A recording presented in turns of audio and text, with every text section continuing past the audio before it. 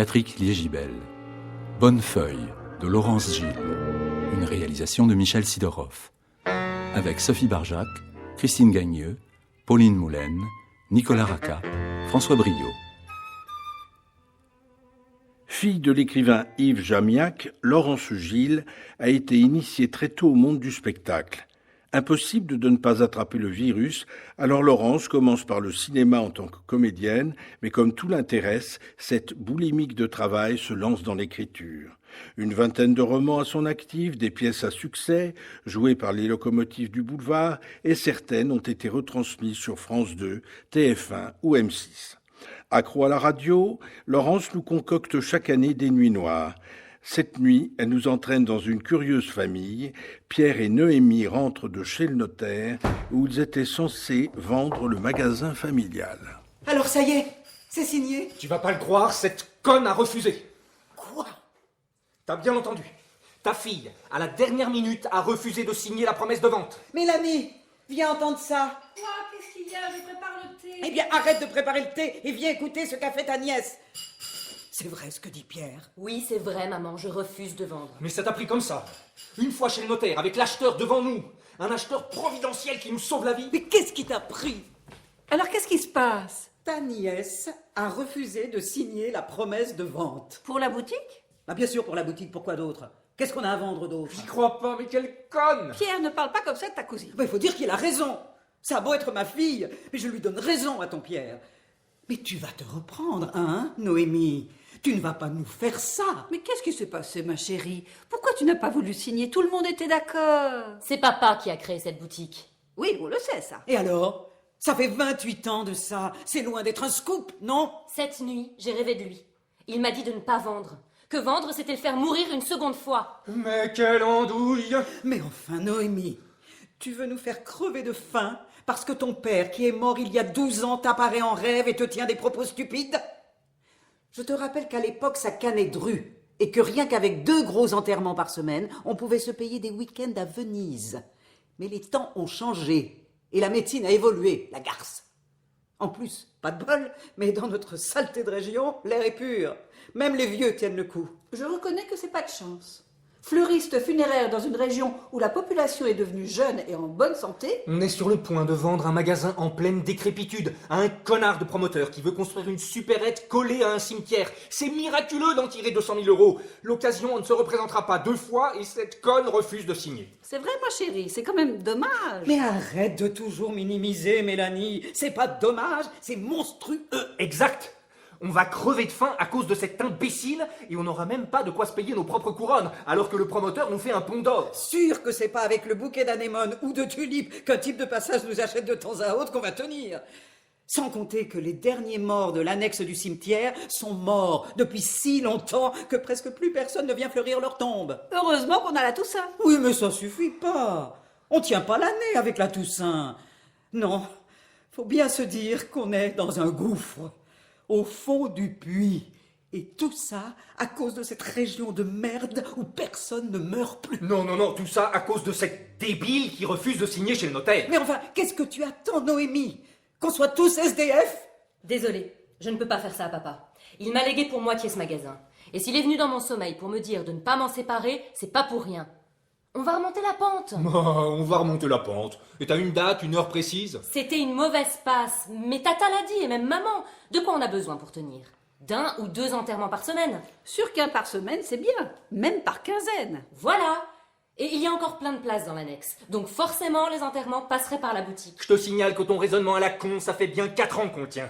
C'est pas pour ça qu'on les a eu, nos 2 enterrements par semaine. Justement, le propre des mauvaises passes, c'est de passer. Ça va passer. Ah oui, juste parce que tu le dis. Non, juste parce que papa nous protège. Écoute-moi bien, Noémie. Le notaire a accepté de nous refixer un rendez-vous dans 3 semaines. Je te signale que si d'ici là on n'a pas eu la moindre commande de couronne ou de gerbe, j'imiterai ta signature et je signerai à ta place.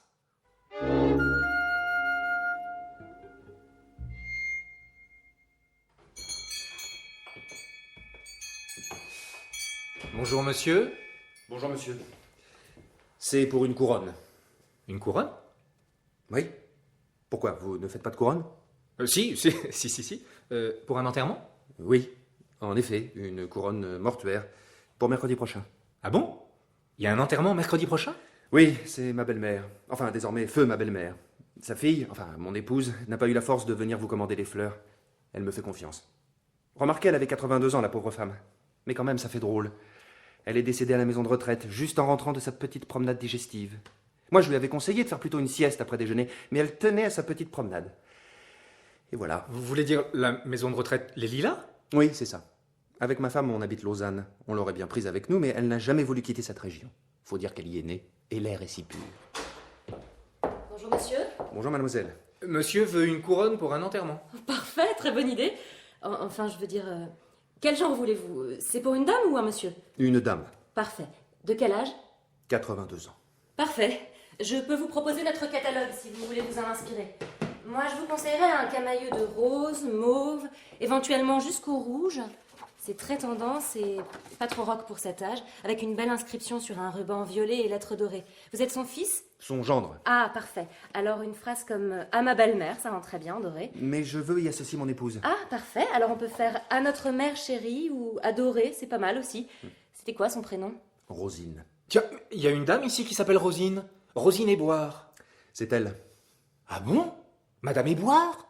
Elle est décédée, Madame Éboire. Eh bien, oui, je viens de vous le dire. C'est même la raison de ma présence ici. Ça alors? C'est qu'on l'a bien connue, Madame Éboire. Oh mais oui, on l'a bien connue. Elle a même vendu sa petite maison pour s'installer au Lilas, ça doit bien faire... Ça fait 3 ans. Ah, déjà 3 ans? J'aurais pas dit. Je l'aimais bien, Rosine. J'avais pris l'habitude de lui apporter son journal en passant devant chez elle. Et de temps en temps, elle nous achetait un petit bouquet. Alors du coup, toutes mes condoléances, hein. Ça alors, Madame Éboire? Encore la semaine dernière, je l'ai croisée, elle avait l'air en pleine forme. Comme quoi, hein. Bon, alors pour la couronne, vous ne préférez pas en prendre 2? L'une de votre part et l'autre de la part de votre épouse, c'est très tendance. Chacun la sienne.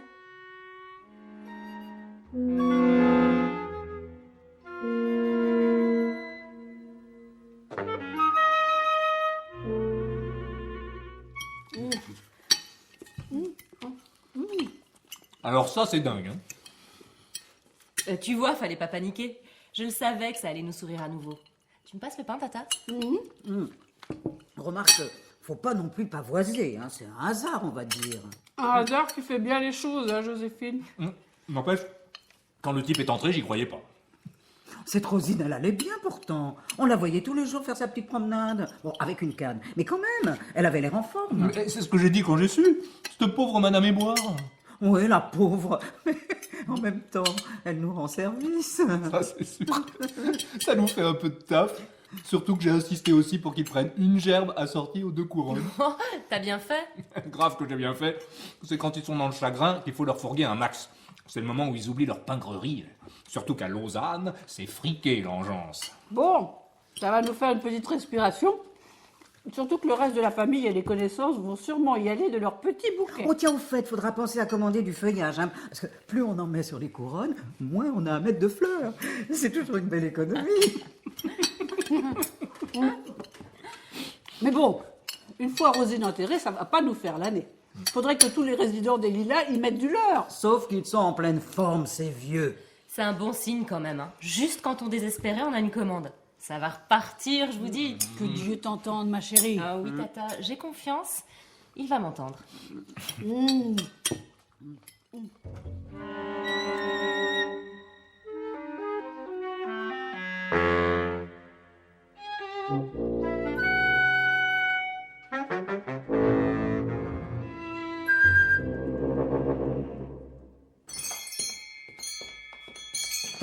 Pierre, Noémie, vous êtes là? On est dans l'arrière-boutique, maman. On prépare l'enterrement de Rosine Éboire. Qu'est-ce qu'il y a? Écoutez ça. 4 jeunes sont sortis de la route hier à 5 h du matin en quittant le Shamrock. Le conducteur était sans doute sous l'emprise d'alcool ou de shit. On ne parle que de ça au village. Les cons. Et alors, Tata? Alors, vous savez l'horreur. Ben non, on sait pas. Il y a 2 blessés légers et 2 morts. C'est horrible. Et vous savez qui c'est, les 2 morts? Bah non, on sait pas. Je n'ose même pas le dire tellement c'est horrible. Mais dis-le quand même. Il s'agit des jumeaux Marichon. Non. Putain. Qu'est-ce qu'il y a? Les jumeaux Marichon se sont tués à l'aube dans un accident de voiture en sortant du Shamrock. Non. Si! Mais c'est horrible. Ils avaient quel âge? Même pas 20 ans, non? On les a vus naître. Putain, et on les voit mourir aussi. Il faut appeler leurs parents, les pauvres. Non, ils croiraient que c'est pour nous faire de la pub. Laissons-les tranquilles. De toute façon, leur famille a une concession dans l'annexe. Ils vont forcément venir nous voir.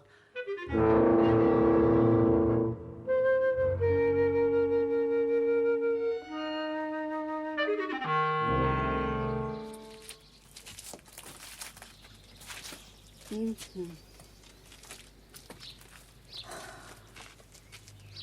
n'y a pas à dire. C'était émouvant.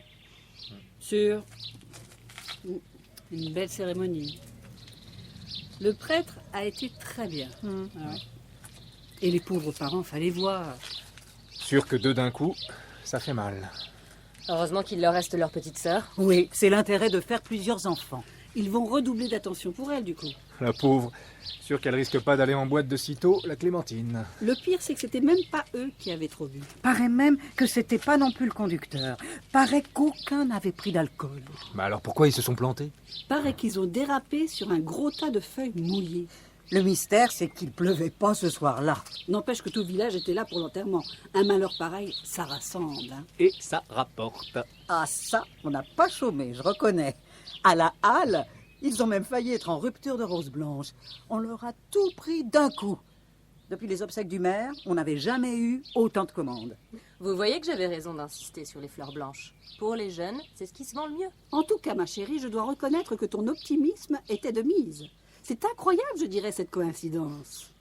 Quelle coïncidence, Tata. Eh bien ça, ton père te dit en rêve que la roue va tourner, qu'il ne faut pas vendre, et 2 jours plus tard, c'est l'hécatombe. Là, on s'excite pas, ça redémarre, mais pour combien de temps? Faut dire que c'est plutôt encourageant. J'ai bien regardé pendant la cérémonie à l'église. Vu que tout le village était là, j'ai pu évaluer. Qu'est-ce que tu as évalué, Joséphine? Eh bien, nos futurs clients éventuels. Finalement, j'ai été étonnée. Il y a davantage de vieux que je pensais. À force de ne pas les voir souvent, on se rend pas compte qu'ils vieillissent. Il y en a pas mal avec des cannes. L'avenir n'est pas si sombre, en fait. Je vous l'avais dit. Sans compter qu'avec l'accident des jumeaux, on voit bien que les jeunes, ça peut mourir aussi. Ce serait injuste de les négliger. On peut avoir de bonnes surprises. La preuve. Faudrait se mettre à la sortie du Shamrock et... Et quoi, Pierrot? Non, non, rien, je rigole. Tu as bien de la chance de rigoler. Il était quand même éprouvant, cet enterrement. Il n'y aurait pas eu toutes nos couronnes et nos gerbes pour nous remonter le moral, je crois bien qu'après l'église, je n'aurais même pas eu le courage d'aller au cimetière. T'aurais raté le meilleur. Sûr que nos couronnes, ça en jetait, hein. Une sacrée bonne pub pour nous. À ce niveau, on peut dire que c'est de l'art. Bon, faut rentrer les pots de chrysanthème, paraît qu'il va y avoir du vent. Et il faudra penser à faire le réassort de feuillage. On est grave à sec. Non, tu as raison, surtout qu'à la sortie de l'église, l'adjointe au maire m'a dit que la municipalité allait nous commander une floraison à l'année pour la concession des jumeaux. Oui, une gerbe tous les 15 jours, ça le fait, non? Tu vois, Pierre, que j'avais raison. Tu peux annuler le notaire. On vend pas.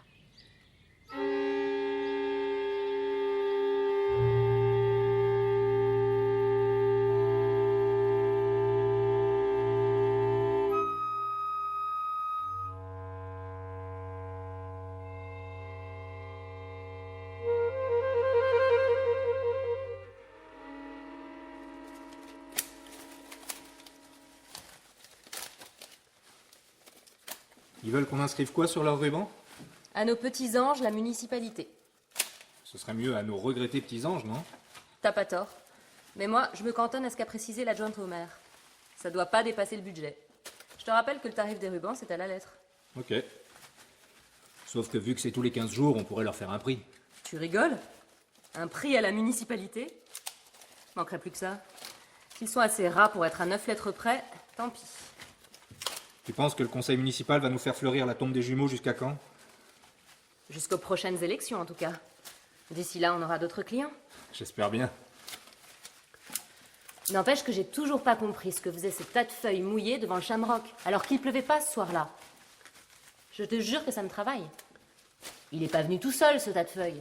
Bah non, t'es conne ou quoi? Bien sûr qu'il est pas venu tout seul, ce tas de feuilles. Ah bon? T'as l'air bien au courant. Grave que je suis au courant. C'est moi qui l'ai mis. C'est nos feuilles, figure-toi. Attends. Tu me dis quoi, là? T'as très bien entendu. C'est moi qui ai provoqué l'accident des jumeaux. Attention, hein, je les ai pas visés eux spécialement. N'importe quelle voiture aurait fait l'affaire, du moment qu'elle était de la région. Mais eux, c'est encore mieux, parce que c'est une famille d'ici. Ils risquaient pas de faire l'enterrement ailleurs. Putain! Quoi, t'es choqué? Ben non! Pourquoi je serais choquée? T'as dit putain. Ben oui, je dis putain, c'est génial, t'as eu la même idée que moi! C'est-à-dire? Ben, moi, c'est Rosine. Quoi, Rosine? Tu veux dire Madame Éboire? C'est ça. Cette charmante Madame Éboire. T'imagines bien qu'en forme comme elle était, fallait l'aider à nous quitter. Non! C'est toi qui l'as poussée? Ben oui, enfin, non, j'ai juste donné par mégarde un coup de pied dans sa canne, histoire de la déséquilibrer. Et pof, patatras. C'est lourd quand ça s'écroule, c'est vieux, on dirait pas, hein? Alors là, chapeau! Niant comme t'es, je t'aurais pas cru capable de ça. Quand il s'agit de sauver la boutique, je suis prête à tout. T'apprendras. Faudra juste garder ça pour nous. Nos mères le prendraient peut-être mal. Ouais, question de génération. Au fait, tu l'as passé la nouvelle commande de feuillage? Évidemment. T'es au courant pour l'excursion du club de bridge le mois prochain? Grave que je suis au courant. Ils ont même affrété un car. T'inquiète, on manquera pas de feuillage.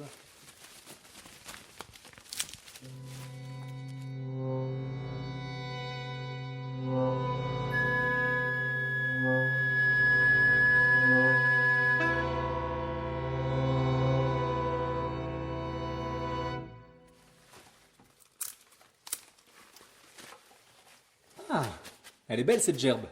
C'est pour qui celle-là? Pour le couple Minot. Leurs enfants n'ont pas regardé à la dépense. N'empêche que c'était le bon plan, l'excursion du club de bridge. Ouais, sauf qu'on n'a pas eu de bol. Il n'y aurait pas eu ce connard d'arbre pour retenir le car, il aurait glissé tout au fond du ravin et ils y seraient tous passés. Parle pas si fort. Mélanie peut nous entendre. Enfin, il n'y a pas eu que des rescapés. Tous ceux qui étaient au fond du car quand même. Hein. Un sacré manque à gagner. Ce connard d'arbre a failli tout faire foirer. T'aurais dû étaler les feuilles un peu avant, je te l'avais dit. Ça va être de ma faute en plus. La prochaine fois, t'iras les mettre toutes seules. Remarque, 5 décès pour 16 passagers, c'est déjà pas mal. T'as une idée pour le prochain plan? Le centre aéré? Ah, salut maman. Je t'avais pas entendu entrer. Bonjour mes enfants. Bonjour ma tante, qu'est-ce que tu disais? Vous n'étiez pas en train de parler du prochain plan? Oui, enfin c'est que... Eh bien, je vous souffle l'idée. Le centre aéré va rouvrir le mois prochain. Les animateurs ont toujours de bonnes idées pour emmener les enfants de la région à la montagne ou au bord de la mer. En car, évidemment. Bon, je dis ça, je dis rien. Bonjour les enfants. Vous savez que le centre aéré va rouvrir? Oui, Joséphine, je viens de leur dire. À propos, point de vue feuillage, j'ai repéré sur Internet des fournisseurs low cost. Depuis qu'on est devenus de gros consommateurs, ça vaudrait peut-être le coup de commander chez eux.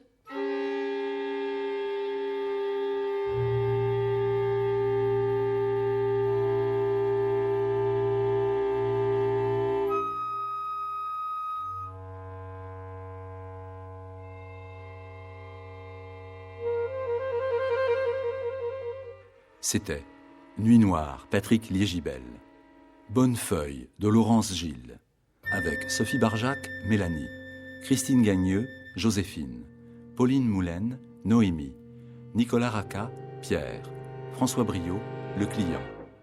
Bruitage, Patrick Martinache. Prise de son, montage et mixage, Éric Boisset, Emmanuel Armingue. Assistante à la réalisation, Laurélène Planchet. Réalisation, Michel Sidorov. Une émission que vous pouvez réécouter et podcaster sur franceinter.fr.